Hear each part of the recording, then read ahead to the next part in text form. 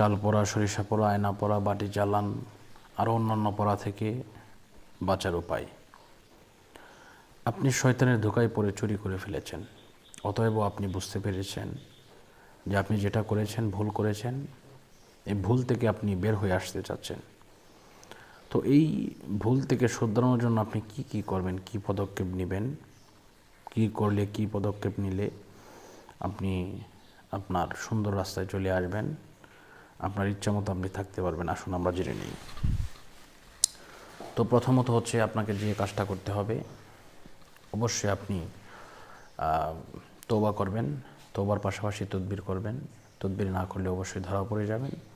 তদবিরের জন্য ইনশাআল্লাহ আমার সাথে যোগাযোগ করবেন 01643063744। ইনশাআল্লাহ 100%, ইনশাআল্লাহ 40 দিনের ভিতরে যদি কেউ কোনো কিছু করে, আয়না পড়া, চাল পড়া বা কোনো ধরনের নাম ওঠানো বা সব কিছু থেকে ইনশাআল্লাহ আপনি মুক্তি থাকতে পারবেন। তো এবারে আসেন, প্রথমে তওবা করতে হবে। তওবাটা কীভাবে করবেন? তওবাটা করবেন যে আল্লাহ পাক, আমি যেটা করেছি ভুল করেছি, এই জীবনে এমন কাজ আর করব না। এই সমস্ত কিছু থেকে আমি আল্লাহ আপনার কাছে পানা চাচ্ছি, ক্ষমা চাচ্ছি, এই প্রমিসটা করতে হবে। প্রমিস করার পরে আপনি যদি পারেন তাহলে অবশ্যই আরবিতে এটা পড়তে পারেন, আস্তাগফিরুল্লাহ রব্বি মিন কুল্লি যামবি ওয়া আতুবু ইলাইহি লা হাওলা ওয়ালা কুওয়াতা ইল্লা বিল্লাহিল আলিয়্যিল আযীম। আমি আবারও বলছি, আস্তাগফিরুল্লাহ রব্বি মিন কুল্লি যামবি ওয়া আতুবু ইলাইহি লা হাওলা ওয়ালা কুওয়াতা ইল্লা বিল্লাহিল আলিয়্যিল আযীম।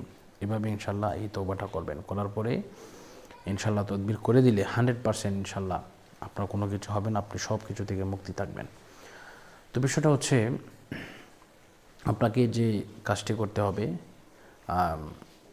তদবির করবেন, তওবা করবেন, এবং পাশাপাশি যদি আপনি যদি পারেন যেই চুরির মাল আপনি নিয়েছেন, এটা যদি পারেন, আপনি যদি খেয়ে থাকেন তাহলে তো অবশ্যই আপনাকে ফিরিয়ে দিতে হবে। আর যদি মনে করেন যেটা আপনি খাবেন না বা তারে দিলেও সমস্যা হবে এমন কোনো হয়, তাহলে ইনশাল্লাহ কোনো মাদ্রাসায় অথবা কোনো এতিমখানায় দান করে দিলে ইনশাল্লাহ এটা আপাতত মুক্ত থাকবেন। পরবর্তীতে অবশ্যই তার কাছে ক্ষমা চাবেন বা তার কাছ থেকে অবশ্যই তার মাল আপনি জেনে হোক না জেনে হোক আপনি অবশ্যই ফিরিয়ে দিবেন। তা না হলে অবশ্যই আল্লাহর কাছে আপনাকে পাকড়াও হতে হবে। তো এই জন্য আল্লাহ পাক যেন সকলকে কবুল করেন, সকল যেন এই ভুল রাস্তা থেকে সরে আসতে পারে, সেই তৌফিক যেন আল্লাহ পাক আমাদের সকলকে দান করেন। ফাল্লাহু খায়রুন হাফিজা ওয়া হুয়া আরহামুর রাহিমিন। আজকের মতো এই পর্যন্তই। সকলে সুস্থ থাকুন, সুন্দর থাকুন, সেই কামনা এবং প্রত্যাশা করে বিদায় নিচ্ছি। আসসালামু আলাইকুম ওয়া রাহমাতুল্লাহি ওয়া বারাকাতুহু।